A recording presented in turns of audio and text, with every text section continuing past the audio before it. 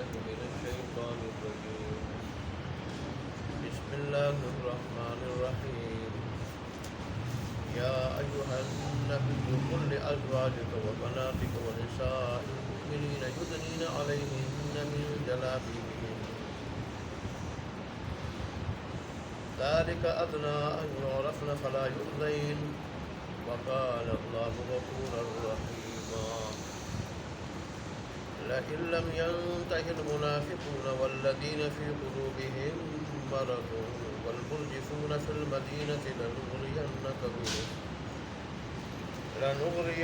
بهم ثم لا يجاورونك فيها إلا قليلا ملعونين أينما ثقفوا أخذوا وقتلوا تقتيلا.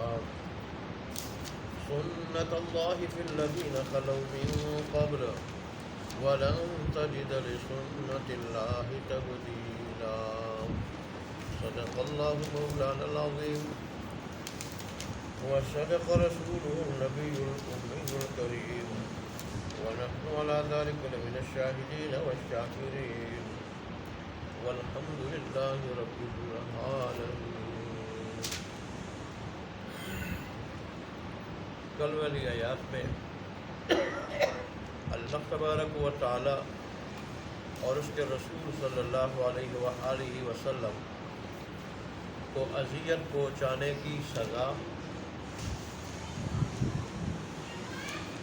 اور اس کا بہت بڑا جرم ہونا، ایسے لوگوں کا دنیا آخرت دونوں میں اللہ کی طرف سے لعنت میں گرفتار ہونا اور ذلتناک رسواکن عذاب کا شکار ہونا، جس کا ذکر ہوا تھا آیات میں بھی اور احادیث بھی بہت ساری پیش کی گئی تھی. اور اسی طرح جیسے اللہ تبارک و تعالیٰ کی شان میں گستاخی کی جائے یا اس کے رسول اللہ کو کوئی تکلیف پہنچائی جائے وہ بڑا جرم ہے، عام اہل ایمان کو تکلیف پہنچانا بھی بہت بڑا جرم ہے. اللہ تبارک و تعالیٰ نے فرمایا تھا کہ جو اہل ایمان کو تکلیف پہنچائیں گے، تکلیف میں جھوٹی تہمت بھی ہے، جھوٹا الزام بھی ہے، غیبت بھی ہے، تو ایسے لوگ بہت بڑی تہمت، بہتان اور بہت بڑے عظیم گناہ کا بوجھ اٹھائے. کوئی معمولی بات نہیں. ایسے لوگ بہت بڑے گناہ کا بوجھ اٹھانے والے. اس سلسلے میں بھی بہت ساری احادیث آپ کو بتائی گئی.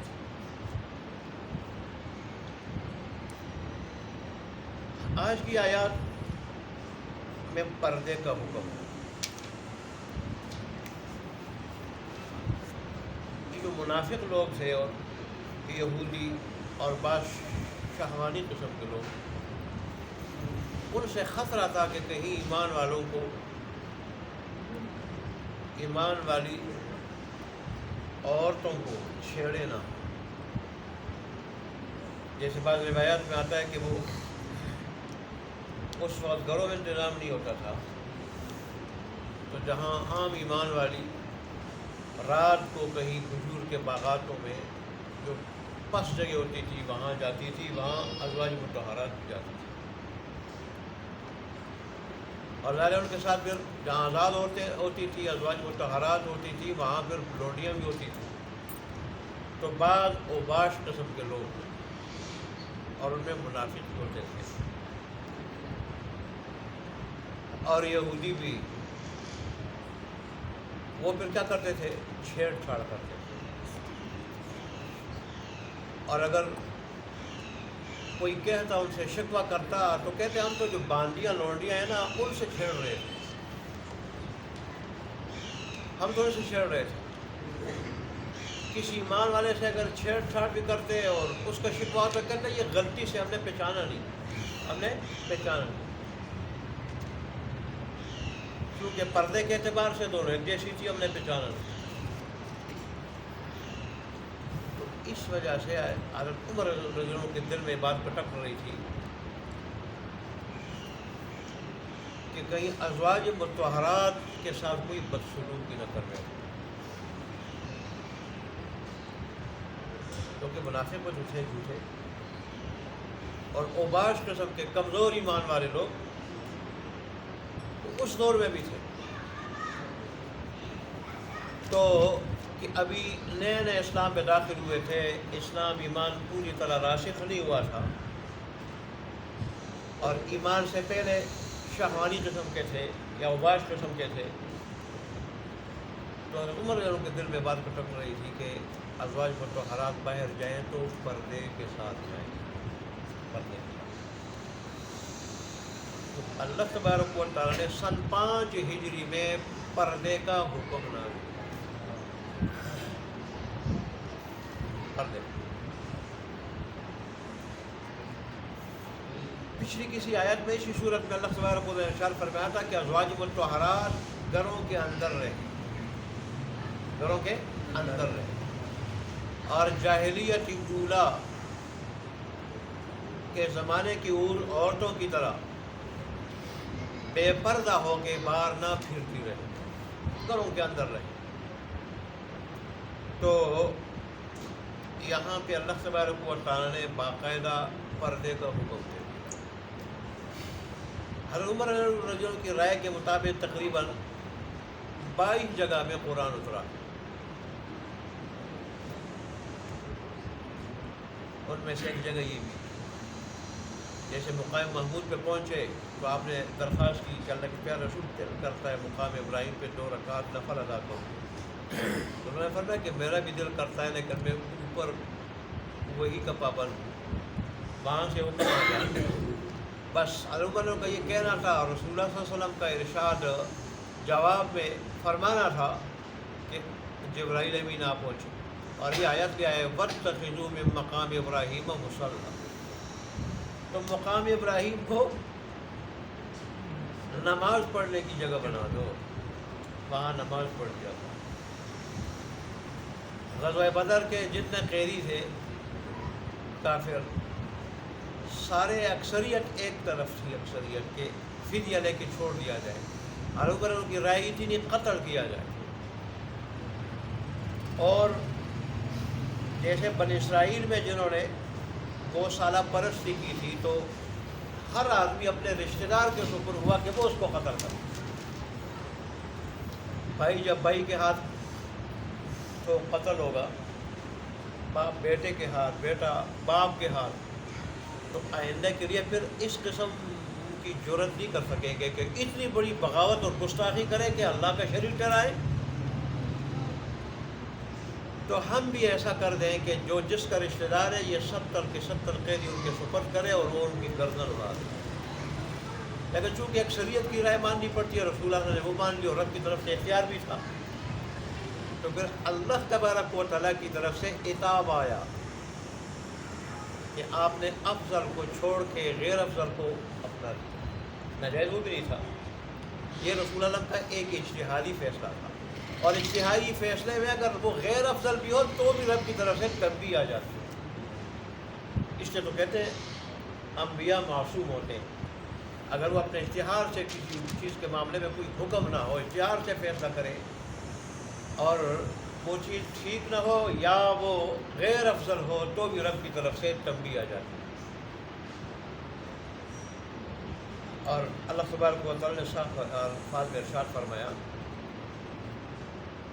کہ تم نے ان کا خون بہانا، خون بہانا، تم نے فدیے کو تو ترجیح دی، لیکن بہتر یہ تھا ان کا خون بہایا جاتا اور اس طرح کافروں کو اور تکلیف پہنچائی جاتی۔ یہ سردار تھے ان کے، جو بڑے مغرور تھے، متکبر تھے، اللہ ان کو سبق سکھانا چاہتا تھا کہ اللہ جو چاہے وہی ہوتا ہے، اس کے ماننے والے اگر مٹھی بھر ہو اور خلاف جو ہے وہ بڑے لشکر ہوں، لیکن وہ لشکر بڑے سے بڑے لشکر مٹھی بھر اللہ کے ماننے والوں کو کچھ نہیں بگاڑ سکتا، اور وہ ان کے ہاتھوں سے ذلیل و خوار و رسوا ہو جاتے ہیں تو ان کی کمر اور ٹوٹ جاتی ہے۔ یہاں بھی عظم الفاظ کی چاہت تھی کہ ازواج مطہرات یہ بغیر پردے کے بغیر ہوتا ہے، مقام بھی بڑا ہے، کوئی چھیڑ چھاڑ نہ کرے، بدسلوکی کا مظاہرہ نہ کرے، تو اللہ تبارک و تعالیٰ ان کی چاہت کے مطابق پردے کا حکم دے۔ بعض لوگ کہتے ہیں کہ پردہ صرف ازواج مطہرات کے لیے نہیں، یہاں تو صاف صاف ان لوگوں کی تردید ہو رہی ہے۔ اپنی بیویوں کو بھی کہہ دیں، اپنی بیٹیوں کو بھی کہہ دیں، اور ایمان والے جو ہیں ان کی عورتوں کو بھی کہہ دیں، ایماندار مردوں کی عورتوں بیویوں کو بھی کہہ دیں کہ جب باہر جائیں تو اپنے چہرے پہ کیا کر دیا کرے، سر اور چہرے پہ چادر لٹکا دیا کرے۔ جلابیب جلباب کی جمع ہے، اور جلباب جو ہے نا بڑی چادر کو کہا جاتا ہے، بڑی چادر۔ مقصد برقع ہے، علماء کہتے ہیں برقع ضروری نہیں ہے، مقصد برقع نہیں، مقصد پردہ ہے، پردہ مقصد، برقع نہیں ہے۔ برقعے سے پردہ ہو یا بڑی چادر سے ہو، مفسرین نے تو یہی لکھا ہے مقصد پردہ ہے تو پردہ کرے۔ عبداللہ ابن عباس نے اس آیت کی تفسیر میں فرماتے کہ یار جب اتری پھر ایمان والی جو عورتیں ہوتی تھیں ان کے اوپر بڑی چادر ہوتی تھی، اور چادر میں اپنے آپ کو ایسا لپیٹا ہوا ہوتا تھا کہ جسم کا نشیب و فراز نظر نہیں آتا تھا، ایسی بڑی چادر۔ ایک تو فیشنی چادریں آج کل عورتیں وہ لگا دیتی ہیں نا، ایسی بڑی چادر ہو کہ جس سے جو نشیب و فراز نظر نہ آئے، اور کہتے ہیں کہ صرف ایک آنکھ راستہ دیکھنے کے لیے نظر آ رہی ہوتی ہے، ایک آنکھ، دوسری آنکھ کو بھی ڈھانکا ہوا ہوتا تھا۔ ویسے مفسرین نے لکھا ہے کہ اس پردے کے حکم کے نزول سے پہلے بھی اور زمانہ جاہلیت میں بھی جو شریف گرانے کی عورتیں ہوتی تھیں، شریف گرانے کی، ان کی عادت ہوتی، بار ہو جاتی تھی تو وہ چادر لپیٹ۔ تو بہرحال اللہ تبارک و تعالیٰ سن 5 ہجری میں یہ حکم بھیج دیا، اور اس کے بعد پھر ایمان والوں کا کیا ہوتا تھا، یہ حال ہوتا تھا۔ یہاں لفظ ہے بنات کا، بیویوں کو بھی کہہ دے، بیٹیوں کو بھی کہہ دے۔ بنات کا کے لفظ سے شیعوں کی تردید ہو رہی ہے، وہ کہتے ہیں کہ رسول اللہ صلی اللہ علیہ وسلم کی ایک ہی بیٹی حضرت فاطمہ الزہرا رضی اللہ عنہ تھی، آپ کی اس کے علاوہ ان کے علاوہ اور بیٹیاں نہیں، شیعہ کہتے ہیں۔ حالانکہ یہاں اللہ فرماتے ہیں بنات،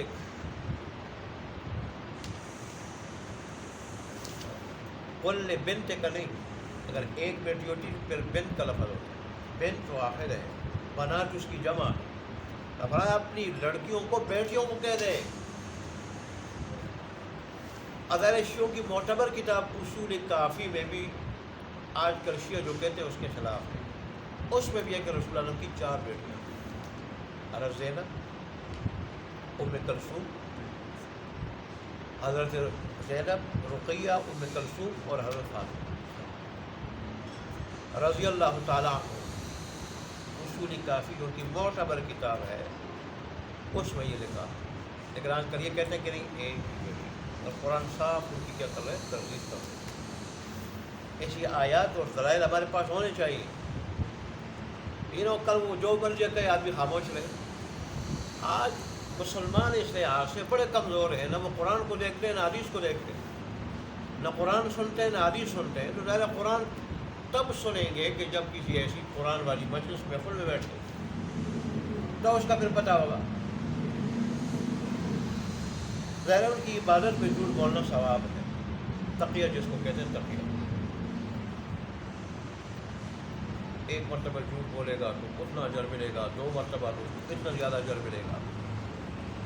اپنے مذہب کو چھپانا، صحیح مذہب کو چھپانا، یہ ان کے نزدیک تقیہ کہلاتا ہے، اور ثواب سمجھتے ہیں۔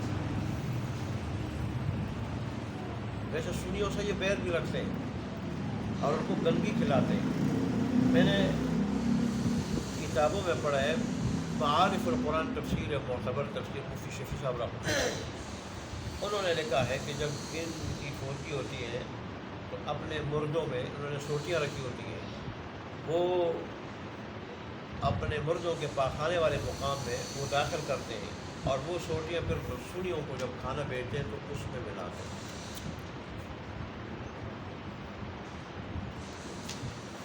یہ بات گھر والوں کے پاس ایک مرتبہ ایک عورت آئی تھی، وہ عورتوں کو غسل دیا تھا، لیکن بعض عورتیں پیسے لیتی ہیں، وہ پیسے نہیں لیتی۔ وہ اس نے کہا کہ مسائل پوچھنے لگی، تو میں نے جب یہ بات کہی تو اس نے کہا بالکل یہ سچ ہے۔ ایک جگہ میں گئی، اس محلے کی بات ہے، کہ دور کی بات نہیں ہے، محلے کی بات کر رہا ہوں، عورت کے محلے کی۔ میں ایک جگہ گئی تو انہوں نے سوٹیاں رکھی اور کہا کہ میت کے پاخانے والے مقام میں یہ سوٹیاں داخل کر لی، اور پھر نکالنی۔ میں نے کہا میں تو یہ نہیں کروں۔ انہوں نے کہا کہ نہیں کرو گی تو پھر غسل بھی نہیں کرو۔ میں نے کہا ٹھیک ہے، میں کون سے پیسے دیتی ہوں؟ وہ کہہ رہی تھی کہ جو عورتیں پیسے لیتی ہیں، کمائی کا ذریعہ ہے، اور میتوں کو غسل دینا وہ کر لیتی ہیں، پھر وہ سوٹیاں رکھ دیتے ہیں، اور جب سنیوں کو کھانا بیچتے ہیں اس میں وہ سوٹیاں داخل کرتے ہیں، اس کا ملا کے۔ یہ اپنی آنکھوں کا واقعہ ہو گیا۔ حالانکہ میں نے تفسیر میں پڑھا تھا، مفتی شفیع صاحب کی تفسیر میں، مفتی اعظم پاکستان رہ چکے ہیں، وہ کہہ رہے تھے دوبارہ ان کے مذہب کی بنیاد ہی جھوٹ پہ، وہ قرآن اور حدیث پر تاریخ کو ترجیح دیتے ہیں، حالانکہ تاریخ تو اس کے مقابلے میں غرض ہے، کچھ بھی نہیں ہے، اور تاریخ زیادہ تر انہی سے منقول ہے، تو تاریخ میں تو بڑا جھوٹ انہوں نے داخل کیا ہے۔ اور رب کائنات کہتا ہے کہ پہلا قرآن ہے، پھر میرے حبیب کی تشریح ہے، حدیث۔ یہ نام یہ قرآن کا اور حدیث کا ہے۔ اللہ اکبر۔ تو اب دیکھا قرآن صاحب کہہ رہے بابا نہ دیکھا،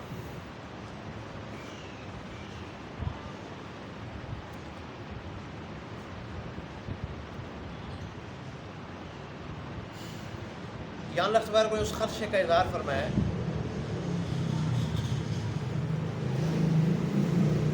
کہ یہ زیادہ قریب ہے اس بات کے کہ وہ پہچانی جائیں ازواج مطہرات، اور ان کو پھر کسی کی طرف سے تکلیف نہ پہنچے، نہ کوئی آواز کسے، نہ کوئی اور چھیڑ خانی کرے، نہ اشارے کنائے کوئی کرے۔ جب پردے سے پہچانی جائے گی کہ یہ ایمان والی آزاد عورتیں اور خاص کر ازواج مطہرات ہے، تو کسی کی طرف سے چھیڑ خانی کا ڈر نہیں۔ دراصل جتنے بھی ذرائع ہیں فواحش کے، بے حیائی کے، تو شریعت نے ان کو روکا،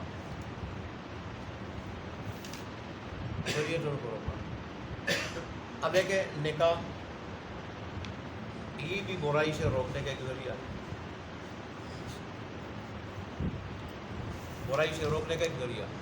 پردہ یہ بھی برائی سے روکنے کا ایک ذریعہ، شراب جو ساری خرابیوں کی بنیاد ہے، تو جہاں شراب حرام ہے وہاں شراب کے جو اسباب ہیں، جن کے ذریعہ شراب تک پہنچ جاتا ہے، شراب کشیدنا، اس کا بیچنا، خریدنا اور اس کی قیمت، یہ ساری چیزیں حرام ہیں۔ میں نے کہیں پڑھا تھا کہ ایک ولی کو ایک فاحشہ عورت نے کسی دھوکے سے بلا لیا، مسئلہ پوچھنا یا کیا، اندر جب گئے تو اس نے کہا کہ 3 کام کرو، یا یہ بچہ ہے چھوٹا اس کو قتل کر لو، یا مجھ سے زنا کرو، یا شراب پی لو، نہیں تو میں شور مچاؤں گی کہ میرے ساتھ میری عزت پہ ہاتھ ڈالا ہے، بزرگ بنتا ہے لوگوں کے سامنے میری عزت پہ ہاتھ ڈالا ہے، ظاہر ہے تو جیسے آدمی پر ایسا الزام لگے تو پھر لوگ انتہائی نفرت کرتے ہوئے آ کے پھر اس کو پیٹتے ہیں۔ دیکھو ہم کیا سمجھ رہے تھے فرشتہ، اور یہ کیا نکلا، پھر تو لوگ بڑی نفرت کرتے ہیں، اور پھر اس کی نفرت میں ایسی انتہا کو پہنچ جاتے ہیں کہ پھر اس کو بری طرح اس کی پٹائی کرتے ہیں۔ ارے ابن جریج رحمۃ اللہ کے بارے میں یہ آتا کہ فاحشہ عورت نے زنا کا الزام لگایا، اب لوگوں نے پیٹا، اتنا پیٹا، ان کی ایک بھی نہیں سنی، اور ان کا جو عبادت خانہ تھا وہ گرا دیا، جب وہ تھک کے مار مار کے تو انہوں نے کہا کہ اگر اللہ تبارک و تعالیٰ ایسے ذریعے سے میری پاکدامنی ثابت کر دے پھر مان جاؤ گے؟ نہ مان جائیں گے۔ عورت کی گود میں جو بچہ تھا وہ کہہ رہی تھی کہ بچہ ہی نہیں صحیح، چھوٹا بچہ تھا بالکل نو مولود۔ ابن جریر رحمہ اللہ نے فرمایا بچہ بول دے تو کس کا ہے، میرا ہے کسی اور کا؟ بچہ بول پڑا میں فلانے آدمی کا ہوں، تیرا نہیں ہوں۔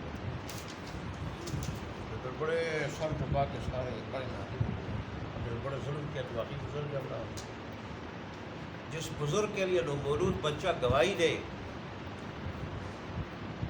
اسی کے حکم سے، اسی کے کل سے، اور وہ اپنے ولیوں کے بارے میں اس کا یہ وعدہ ہے کہ میرے ولی جب کوئی بات کرتے ہیں اس بات کو میں ان کو سچا ثابت کر دیتا ہوں۔ یہاں تک حدیث میں آتا ہے کہ رب عاشر